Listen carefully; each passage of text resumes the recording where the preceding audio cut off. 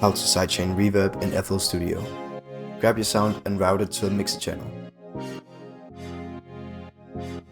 Sidechain your input channel to another track in the mixer. And this is gonna be your reverb bus channel. Now remember to turn the input level up to 100%. Add your reverb on your reverb bus channel. Then add a limiter. Set the limiter to compression mode. And then in input, select your input channel. Adjust the compression settings to your liking. And now you have sidechained your reverb. I could take over, boy, let me control ya. I wanna know your deepest intentions.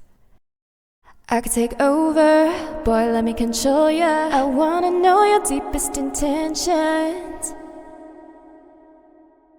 I could take over, boy, let me control ya. I wanna know your deepest intentions.